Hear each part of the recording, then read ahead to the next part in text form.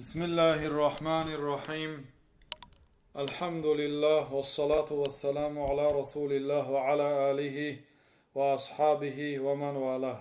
أما بعد، شيخ الإسلام قدس الله روحه وطيب ثراه در عقیده واسطیه یک چند آیت ها را همچون مثال ذکر کرده استادند که در این آیت ها الله تعالی خود را وصف کرده است.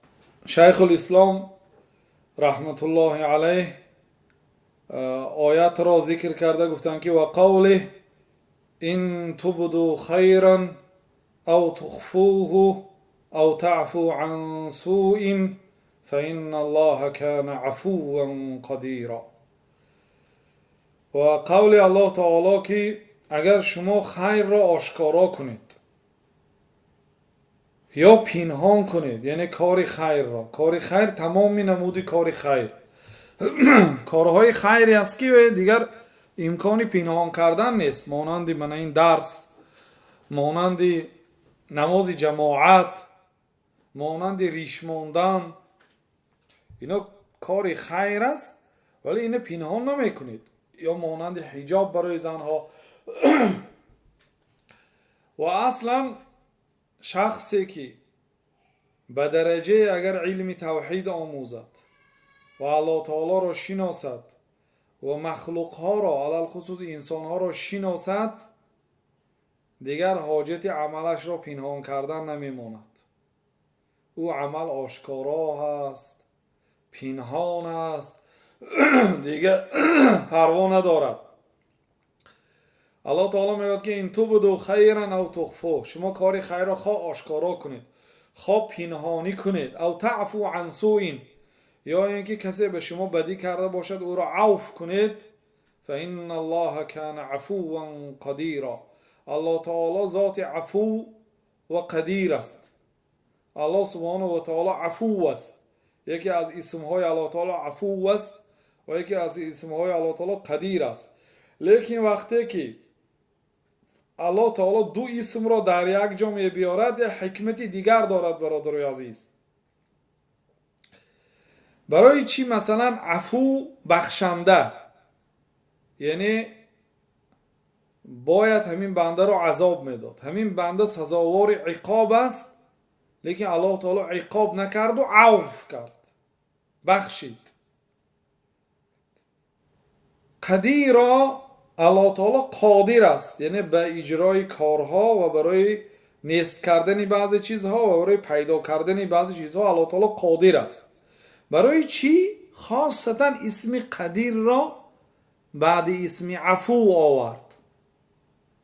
یعنی الله سبحانه و تعالی عفو میکند حالا که قدرت دارد.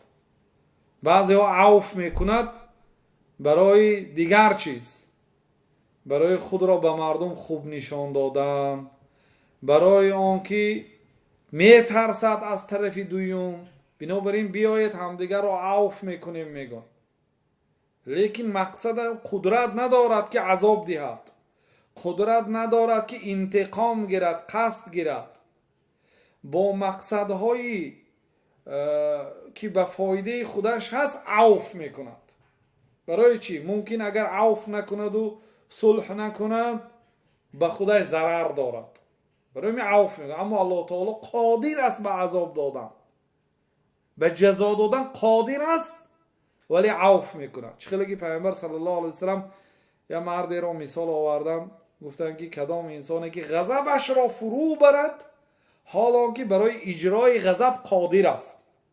یک انسان پولدار است، آدمدار هست، قوت دارد، همه طرفه دستش دراز است، یک انسان بیچاره کمبغلی بی قدرت غضبش را میآورد.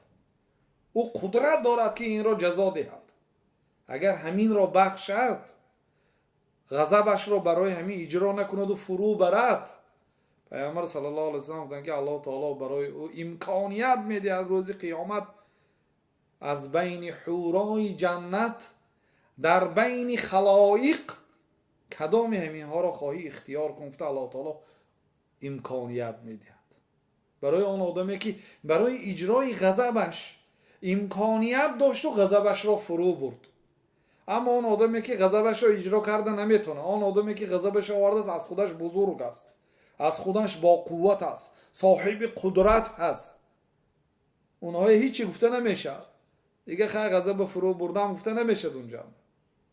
اون غضب همون وقت که اونجا شما غمگین میشید. در این صورت یک صاحب قدرت حقارت کند، دشنام دهد، با آبروی شما، ناموس شما تجاوز کند و هیچ کار کرده نتوانید، این غضب نیست. این غضب شما فرو نبردید، برای اینکه غضب نداشتید. غضب این غمگینی هست. غضب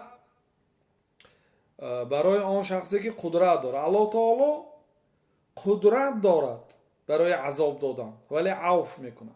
همین گونه دو نام در یک جا بیهوده نام قدیر را در اینجا نآورد. یا اگر بینید رحمان بر بالای عرش برآمد، برای چی قهار نگفت، جبار نگفت، قادر نگفت، رحمان گفت.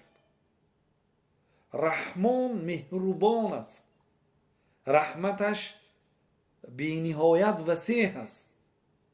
و رحمتی وسیعت کل شیء، رحمتی من به همه چیز وسیعی کرده است. حتی کافرها از رحمت الله تعالی برخوردار هستند، حتی حیوانات وحشی از رحمت الله تعالی نصیبدار هستند. رحمان بر بالای عرش برآمد، یعنی با وجود اینکه بلندترین مقام را دارد، او مهربان است، اون رحم دارد، به خلاف بعض مخلوق ها که اونها به مقام بلند روند در رو جبر و ظلم پیشه میکنند. بنابراین نام های الله تعالی اگر دو نام در یک جا بیاید حکمت الهیده دارد و معنای الهیده دارد. در این آیت اثبات صفت عفو که الله تعالی گناه را عفو میکند حالانکه قدرت دارد، و اینچنین اثبات صفت قدرت. الله تعالی قادر است به اجرای کار و برای نیست کردن چیزی. و قوله ولیعفوا ولیصفحوا الا تحبون ان یغفر الله لكم والله غفور رحیم. الله تعالی میگوید که بگذار همدیگر را عفو کنند و از گناه همدیگر گذرند. ولیصفحوا اصل صفح نهمیجی گردن است، یعنی گردن خود را نشان دهند، به معنای که به گناهی که برادری مسلمان در حق شما نااحترامی کرده است، شما را مثلا دشنام داده است یا حقارت کرده است یا عموما حق شما را پایمال کرده است، پشت گردنتان را گردانید، به معنای که چشم پوشید، پشت سر کنید آن حقارتی که کرد یا آن غمی که داد. یعنی امر به عفو الله تعالی میگه. بعد در دوامش گفت که مگر شما دوست نمیدارید که الله تعالی شما را بخشد؟ سوال است، استفهام. الله تعالی با صیغه سوال گفت. این اصلا در حق حضرت ابوبکر رضی الله عنه نازل شده است. مستح ابن اثاثه یک مرد که بچه خاله دختری حضرت ابوبکر بود. مادرش یعنی که فرزند خاله ابوبکر است.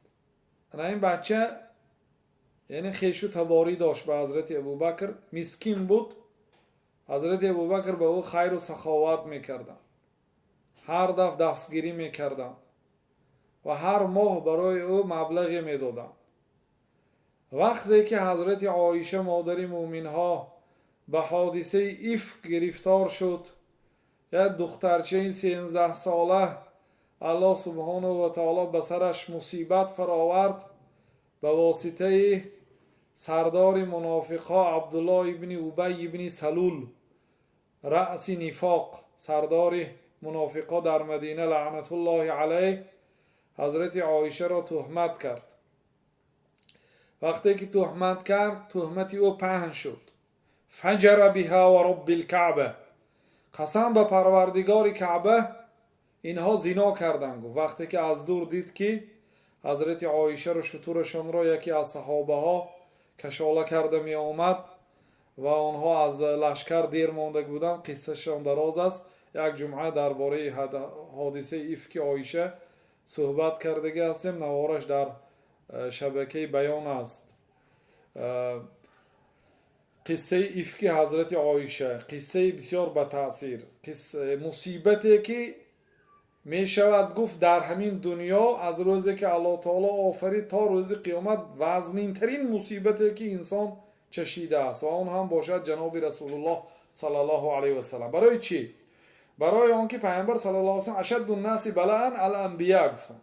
از همه مردمی که بلای سخت را میکشد این پیغمبرها گفتند و از همه زیادش با پیغمبری ما حضرت محمد علیه السلام و از همه بلای سختی که بر سرشان فرآمده بود حادثه افک. فرزنداشون ششش در زنده بودنش از دنیا گذشت، در زنده بودنی پیامبر صلی الله علیه و سلم تهمت ها کردند، سحرگر گفتند، مجنون گفتند، شاعر گفتند، دیگر و دیگر مصیبت ها زدند.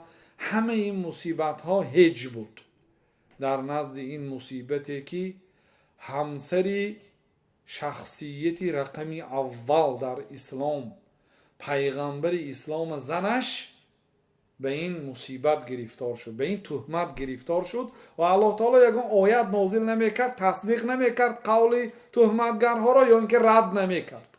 یک ماه آیت نفرآمد. بسیار وضعیتی وزنین بود. انا همین مستح ابن اثاثه یکی حضرت ابوبکر خیر کرده میگنشتن، همین هم در از جمله شخصیت های است که در حق عایشه تهمت کرده است، تهمت پهن کرده است. تهمتگر یک نفر است، این همون عبدالله بن سلول است، لیکن از دهان او شنیده دهان به دهان نقل کردن آدم ها. مردم همین خیلی میگویند گفتن نقل میکردن، سخنی مردم را نقل کردن. لولا اذ سمعتموه، ها کاش که شما وقتی که میشنیدید میگفتید که سبحانك هذا بهتان عظیم، پروردگار این بهتان عظیم میگفتید. کاش همین خیلی میگفتید. در همین جا هم زینب بنت جحش رضی الله عنها حضرت عایشه به او ثنا گفت. حضرت عایشه از پیامبر صلی الله علیه و سلم در آخرش ناراضگی بیان کرد، از ابوبکر ناراضی شد، از مادرش ناراضی شد، از آن مردمایی که سکوت کردند. وقتی که یک ماه حادثه دوام کرد مردم سکوت کردند. آنهایی که سکوت کردند از آنها راضی نبودند حضرت عایشه. آنهایی که تهمت نقل کردند از آنها به طریق اولا راضی نیستند. لیکن گفتند رحم الله زینب، الله تعالی رحمت کند زینب. گفتند از بین زنهای پیامبر صلی الله علیه و سلم فقط زینب دعا کردند. برای چی؟ برای اینکه زینب یگانه زنی بود که حضرت عایشه را یعنی اعتراف نمیکرد، خودش از عایشه بهتر میدونست.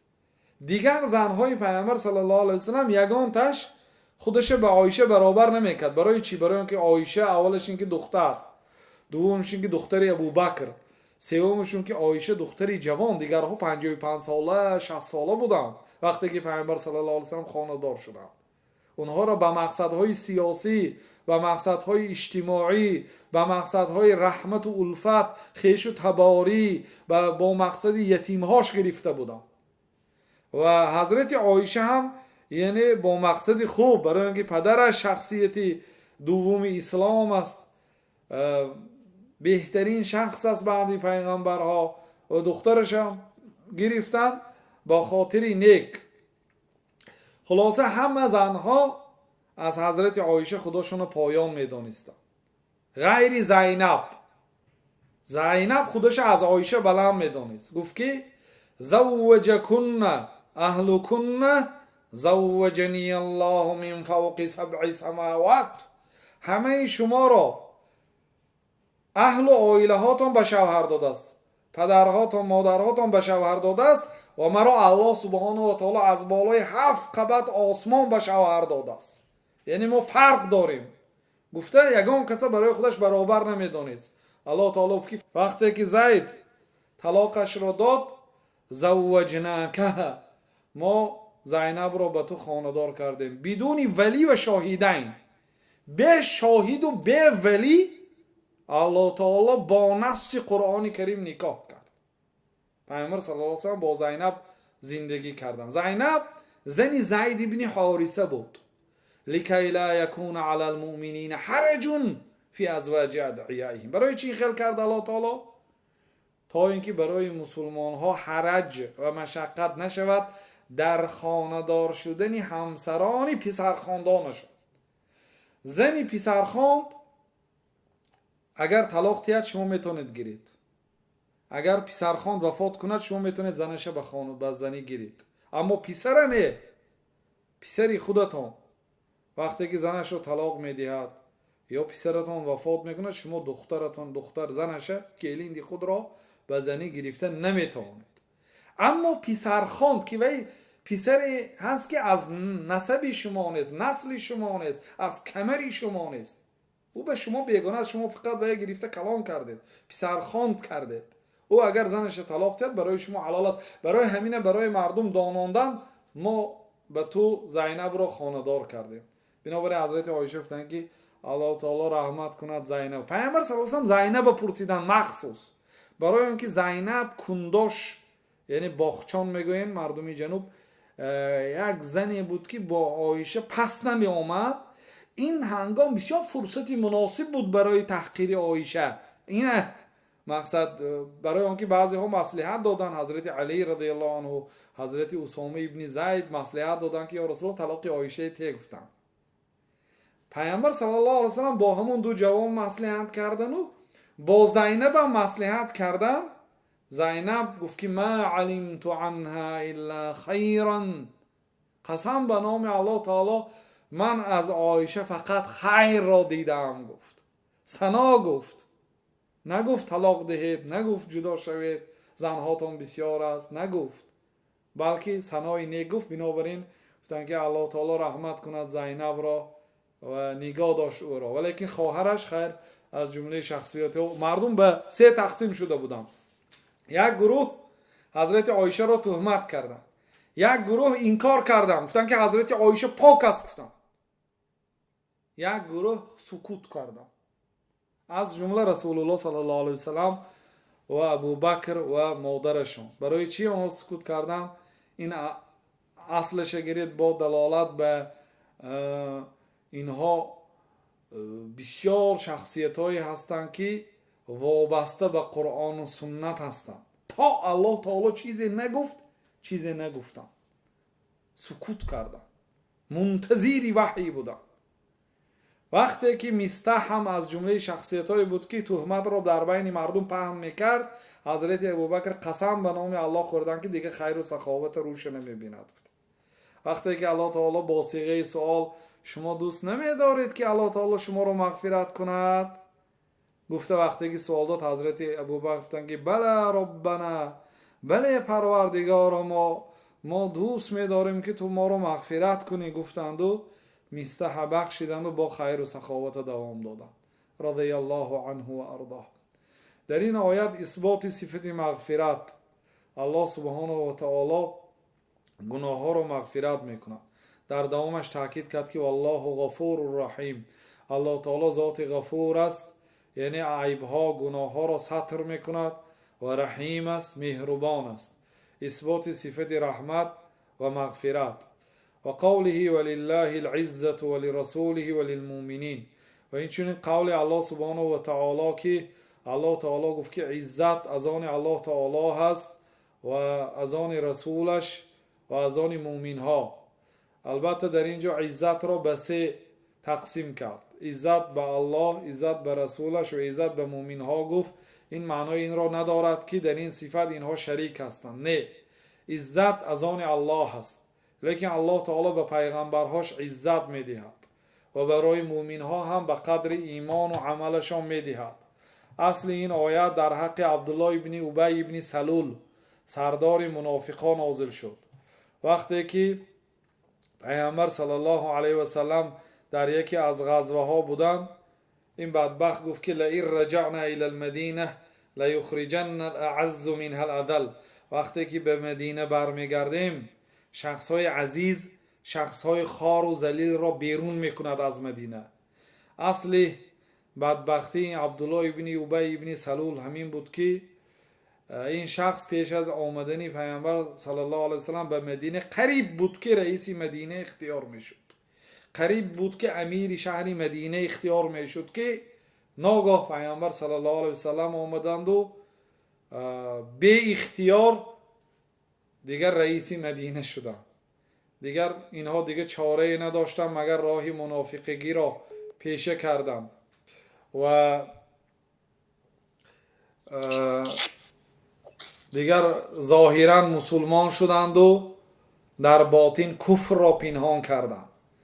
بنابراین با همراهی بعضی نفرانش میگفت که اگر مدینه رفتیم عزیزها خارها را بیرون میکند. مقصد از عزیزها خداشان و مقصد از خارها پیامبر صلی الله علیه و سلم و صحابگان در نظر او. ولیکن الله تعالی برای او رد گرداند، گفت که ولله العزه ولرسوله وللمؤمنین، عزت از آن الله تعالی هست و عزت بر پیغمبرها و به مؤمنها هست، ولکن المنافقین لا یعلمون، ولیکن منافقان نمیدانند. و همین خیل شد که فرزندش عبدالله در وقت بازگشت پیامبر صلی الله علیه وسلم پدرش عبدالله ابن ابی را بر زمین خواباند و بر بالای گردنش شمشیر ماند. وقتی که پیامبر صلی الله علیه وسلم در آمدند گردن عبدالله ابن ابی ابن سلول در زیر قدم جناب رسول الله صلی الله علیه وسلم بود. بعد گفت که یا رسول الله امر کنید همین شمشیر تا آخرش زیر میکنم. فرزند خودش که اسلام قبول کرده بود. بعد گفت که بگو که کی عزیز است و کی خار است. پیامبر صلی الله علیه وسلم عفو کردند، گفتند که سر ایمان، گفتند نکش به قتل نرسان. عزت در دست پیامبر صلی الله علیه وسلم بود، واقعا اثبات کرد. و عزتی که الله تعالی دارد اون عزت خاص به خودش هست. عزت در لغت عرب به معنای قوت و غلبه هست. غلبه، الله تعالی غالب است، عزیز است، با قوت است و از همین عزت خود بر مومنها و بر پیغمبرها الله سبحانه و تعالی میدهد. خلاصه در این آیت اثبات صفت عزت به الله سبحانه و تعالی و در آیت دیگر که نقل از ابلیس است، یکی از شیطان ها که راهبر شیطان ها گشت، فبعزتک لاغوینهم اجمعین، پروردگارا قسم به عزتت من همه فرزندان آدم را گمراه میکنم الا عبادک منهم المخلصین، غیر اون نفرانی که خالص برای تو کار میکنم اونا رو نمیتونم گمراه کنم. لیکن قسم به عزتت که من همه آنها را گمراه میکنم. ببینید شیطان قسم به نان نخورده است، قسم به قبر نخورده است، قسم به یگان مخلوق نخورده است، قسم به قبر نخورده است، قسم به فرزند، قسم به شمشیر نخورده است، قسم به پدر و به فرزند نخورده است. قسم به عزتت پروردگارا من همه انسان ها را گمراه میکنم. در اینجا اثبات صفت عزت به الله سبحانه و تعالی در همین قدر کفایتی میکنیم. والله اعلم و صلی الله و سلم علی نبینا محمد و علی آله و صحبه اجمعین.